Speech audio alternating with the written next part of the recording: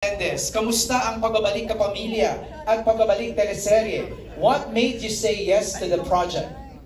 I think the project itself and the casts, and we all know that sinabi naman kanina na ito ang project talaga na huling na upuan ni Sir Deo. Kaya while doing this project, talagang inaalay namin ito lahat kay Sir Deo. And yung mga cast din dito, nakatrabaho ko na yung karamihan sa kanila. And excited ako makatrabaho yung mga new ones. Magbabaliwan pa kayo dito ni Maylene? Meron ba tayong mga pababli-baliwan? Meron, sinabunutan niya ako dito. Ay! Parang nasa abangan, ano? Yeah. Actually, hindi naman kami nawawala ng offer kay Aiko. It's just that may priority siya every time mayroong Right. offers. Yes, yes. But thank you to ABS-CBN, of course, Dreamscape for always having me in mind. Pag merong mga proyektong ganito kalaki, talagang kinoconsider nila ako. I feel so blessed and flattered. I'll follow it up now with Maylene since katabi na niya si Aiko. Maylene, sinabi ko, I was very vocal, sinabi ko kay Piolo, perfect ang casting nyo as mag-asawa dito sa Pamilya Sagrado. Ang tagal daw, 90s pa daw yung last time na nag-work kayo together? I don't even remember that. Piolo remembers everything. Yeah, nung bata pa ako. Kasi si Maylene... Oh, grabe ka! High fans ka muna.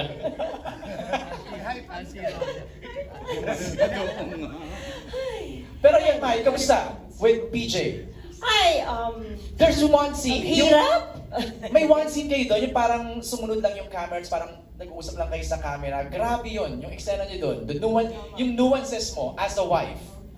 Okay. Well, you know, it's... The way naman kasi my character, or the entire script was written by Joel, is very clear. And we did have a chance to discuss our roles and how we were going to attack it in the numerous workshops that, isa lang yata yun, sorry. The workshops that we did. Pero nahimay ng gusto. It's not just something that we had to do sa set mismo. We had time to really discuss with the directors and our co-actors on how we were going to do the scenes and our roles. So pagdating namin sa set, there wasn't a lot of guesswork, but a lot of trust that we had to put na lang dun sa pagkakasulat ni Joel. Yun na nga yung resulta. It's very amazing. Right. Si Sir Day was present during the presentation to you, Mai? No, he No, wasn't yeah. at that time, no. Alright, thank you, Maylene. Ang next question ni Jimpy is for Shaina. Shaina, ang question niya is, why do you think this is the best project that you said yes to after Provinciano? How is it like working with the cast? Especially yung bonding yung tatlo, si Kyle saka si Sir Joel. Well, unang-unang gusto kong magpasalamat sa Dreamscape, no? Kasi after 2 years of working with Coco sa Provinciano, medyo nakapagpahinga ako ng more than a year. And usually kasi iikot ka sa ibang units, but I was very honored na ipatawag ako ni Sir Deo. And dun po sa mga nandito, hindi lang po ninyo siguro alam that this is the last show na bigyan ng green light ni Sir Deo. So this is really very special, not just to me, but to the whole family, Pamilya Sagrado. Gaya po ng sinabi ko, hindi ho ako mapapagod to say na it is a privilege and it is my honor to share a frame in this project with some of the industry's greats and very well respected po na mga aktor sa industriya. Mahihiya kang hindi maging professional.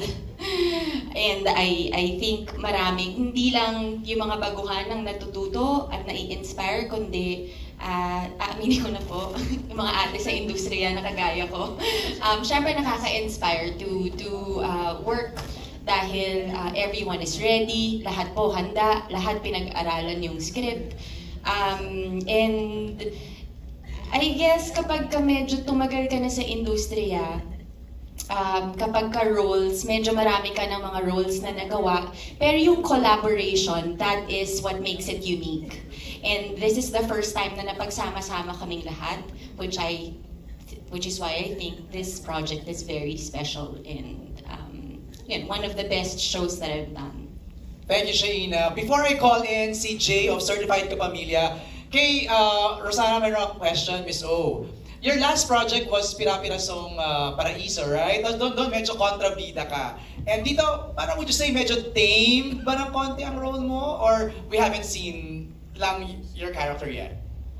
360 degrees mula Pira-Piraso kasi doon sa bahay ako doon. I know. Sobrang laging galit, di ba?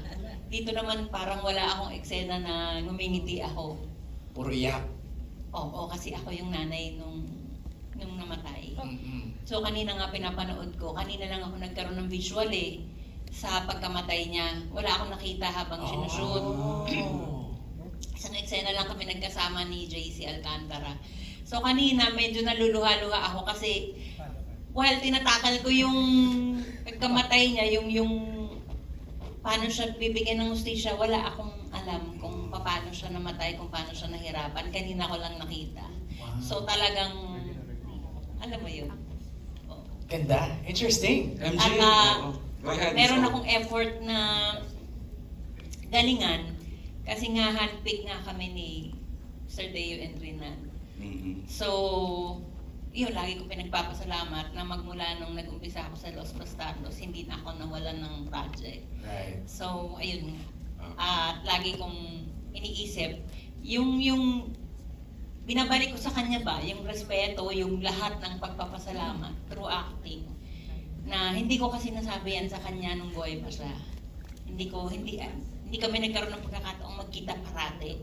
So, hanggang sa nawala na siya, ayun, malungkot, pero ito yung naiwan niya ito talaga yung iniwan niyang project. So merong mang offer na anong tawag doon, nag-overtake dito. Hindi ko talaga, sabi ko hintay lang kasi Leo to. You chose this, Miss O. Ito yung prioritize ni Rosana na project. MJ, tanungin ko na yung 3 heartthrobs bago pa. Yun na nga. Ito Alam mo ba namang paborito to ni The Great Deo and Junal. Suki ba? Oo. Let's start with Joel Torre, Tears of Prison Third, and John Arcilla. Joel, how were you offered sa role na to? Actually, ako last man to say yes to the project. Correct. I was Wala kang thinking unang, about having a sabbatical after doing Dirty Linen. But I had a late call from Juno, Rufino. Yes, Ranvel. And nakausap ko si Joel Mercado during the wake. No? Sabi ni Joel, you were really handpicked by Sir Deo to do the role. And so how can you say no to that? Right. Di ba? So let's give tribute, pay tribute to where tribute is due. Hands off to Sir Deo and Rinal for on Dreamscape. I was having a live review, with this press con. Sabi ko, wow, karamihan pala ng projects ko was Dreamscape. Of course. Sa ABS. Oh. So, tama, talagang suki. And I was looking at my career. We started the first TV show in ABS in 1986 na teleserye. We were shooting sa studio in 1986, which was Angkan. By Ben Cervantes, and it's been 38 years already, and I'm still here. And I think I give it to Deo for coming up with a project like this. And like I said, how can you say no to Sir Deo? That's why I'm here. I'm the last man on board, pero I'm so lucky na nakasama ako rito with all the stellar cast, very good-looking cast, if you can see. Pero thank you very much, and I really appreciate seeing the press na we've been here for 40 years already, and we're still here, right? Di ba? Maraming salamat sa inyo. Wow. Thank you very much. Kailan mo pa titigilan ng pag-inom? Mahirap ako sa eksena. I had to make bonding with Shaina and Kyle, how to train concept. Mga malaki yung chaser. Yun yung namin, yun yung workshop namin sa lalo na sa LU, sa La Union, sa Baguio. So, still learning. I know. Thanks. Hindi ka Texas. Thanks. Yung pinakamahirap sa lahat. So, MJ, another picky actor na laging hindi, pero finally a-accept the great John Arcilla. Yan na nga, kasi galing from Dirty Linen, Correct. na grabe na yung napanood namin doon. Meron